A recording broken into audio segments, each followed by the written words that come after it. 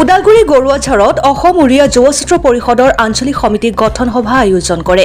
সভাখনত অনুষ্ঠিত হয় গ্ৰামীণ বিকাশ মেৰিট একাডেমী গৰুৱাঝাৰ। সভাখনৰ সভাপতিত্ব কৰে অসম উৰিয়া যুৱ পৰিষদৰ জিলা সমিতিৰ সভাপতি দিলীপ সোণা। লগতে উপস্থিত থাকে সাধাৰণ সম্পাদকৰ শিৱসাগৰ শিক্ষা সম্পাদিকা অমৰী তাঁতী, সাংস্কৃতিক সম্পাদক জোনাছ তাঁতী, উৰিয়া জনগোষ্ঠীৰ বিষয়ববীয়া তথা বুদ্ধিজীৱীসকল উপস্থিত থকাৰ লগতে উৰিয়াৰ জনগোষ্ঠীৰ যুৱক যুৱতীসকল উপস্থিত থাকে। সভাখনত নিৰ্বাচিত হৈ যোৱা আঞ্চলিক সমিতিৰ সভাপতি মনোজ দছা, সম্পাদক ফিলিপ সোণা, সাংস্কৃতিক সম্পাদক মিখেল তাঁতী আদি সমিতিখন গঠন হৈ যায়। পানেৰীৰ পৰা নবীন চবৰৰ ৰিপৰ্ট, অৰুণোদয় আছাম। আজি আমাৰ কাৰণে অতি গুৰুত্বপূৰ্ণ দিন। অসম উৰিয়া যুৱ ছাত্ৰ পৰিষদ ওদালগুৰি জিলাৰ অন্তৰ্গত গৰুৱাঝাৰ আঞ্চলিক সমিতি আজি পূৰ্ণাংগ সমিতি গঠন কৰা হ'ল। 31 জনীয়া সমিতি সদস্য লৈ আজি সমিতি গঠন কৰা হ'ল।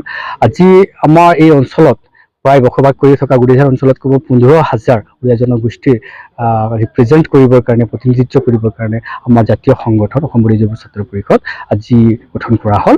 আৰু আপোনালোকে জানে যে আমাৰ এই জাতি জনগোষ্ঠীৰ উত্থানৰ কাৰণে আজি আমাৰ সমস্যা তথা আমাৰ যিবিলাক পাবলগীয়া বস্তুৰ কাৰণে অসম উৰিয়া যুৱ ছাত্ৰ পৰিষদে অহৰহ চেষ্টা চলাই আছে, কাম কৰি আছে। আৰু আজি অসম উৰিয়া যুৱ ছাত্ৰ পৰিষদৰ নেতৃত্বত আজি আমি বহুত ধৰণৰ এচিভমেণ্টবিলাক কৰিছোঁ। তেনেকুৱা ধৰক আজি আমি পানেৰী চাহ বাগিচাত আমাৰ culture and language research centre আমি পাবলৈ সক্ষম হ'লোঁ। 22 লাখ টকাৰ লগে লগে 50 লাখ টকাৰ আমি নুৱাখাই ভৱন পাবলৈ সক্ষম হ'লোঁ। তাৰ লগে লগে আমাৰ কি আছিলে, আমাৰ জনগোষ্ঠীৰ হিয়াৰ আমঠু উৎসৱ নুৱাখাই, সেই নুৱাখাই আমি BTR লেভেলত প্ৰথমে ছুটী পালোঁ। ইয়াৰ লগে লগে আমি অসমতো এই ছুটী আমি পাবলৈ সক্ষম হ'লোঁ, অৰ্ধ ছুটী পাবলৈ এতিয়া সক্ষম হ'লোঁ। তো এতিয়া মোৰ এটা আহ্বান, আজি আমাৰ জনগোষ্ঠীৰ যিমান যুৱক যুৱতীসকল আছে, সেই যুৱক যুৱতীসকলে এতিয়া নিজস্ব এটা সংগঠন, জাতীয় সংগঠন, ছাত্ৰ সংগঠনত যোগদান কৰিব লাগে, ওলাই আহিব লাগে। আজি আমাৰ যিসকল বেলেগ সংগঠনত মানে মুৰব্বী হৈ থাকি আছে, সেইসকলে আজি বেলেগ জনগোষ্ঠীত কাম কৰিছে। সিহঁতৰ বুদ্ধি, বল, শক্তি যিমান আছে গোটেইখিনি আমাৰ জাতীয় সংগঠনত মানে সিহঁতে মনোনিৱেশ কৰক, তেতিয়া আমাৰ জাতি জনগোষ্ঠীৰ উন্নতি হ'ব। আমি সেইটো বিচাৰিছোঁ আৰু এইটো সমিতিৰ যোগেদি আমাৰ এইটো অঞ্চলত মানে সৰ্বাংগীন দিশত উন্নতি হোৱাত আমি কামনা কৰিছোঁ। আৰু নিশ্চয় আমাৰ জাতিটোৰ উন্নতি হ'ব, উত্থান হ'ব, এই আমাৰ দৃঢ় বিশ্বাস।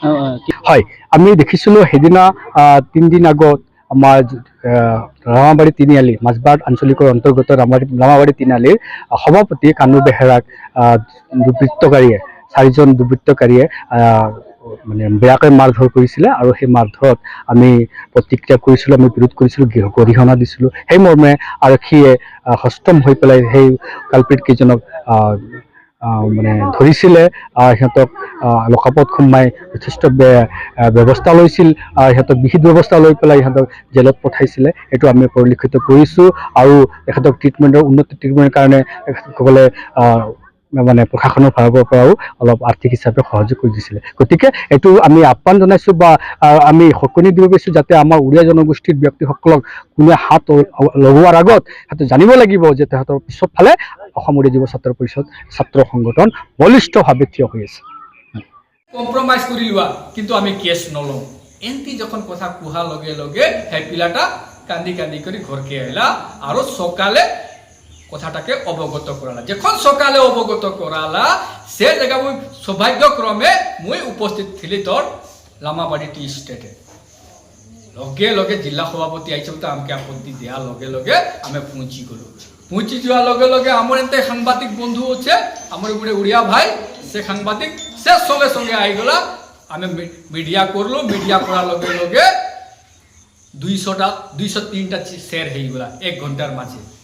203টা শেয়ার যখন ফেসবুকে হওয়ার লগে লগে এসপি গম পাইলা, এসপি এর নম্বর খুঁজি করে ফোন করলা। আর লগে লগে কইলা সেনমেনকে যে arrest him, arrest those girlfriend যেগুলা আমার উড়িয়া লোককে মারিছে, অ্যারেস্ট করো, নহলে আমি বলো থানা ঘেরাও করব। আমার দেখি করে সেগুলা করলে তো আজি হাইনে যদি মারলে ইনে বি মারি পারে। যদি আমি একতা নাই থিমা, সংগঠিত নাই থিমা, তো আমকে বি এটেক হেবা। হাই উড়িয়া ভাই একলা হাঁটা নহয় তো, আমি সঙ্গে তার সঙ্গে অছু। তো এখন এরেস্ট করি সেগুলাকে এখন জেল টিভি অছু। তো এটা আমার সংগঠনের পাওয়ার। এখন হাই এলাকাতে উড়িয়া আদমিকে মারার লগে লগে গোটেই কথা ওলাবা যে অসম উড়িয়া যুব ছাত্র পরিষদ পিছু দিকে খাড়া আছে উড়িয়া আদমিকে আমি কিছু করি নাই পারো এই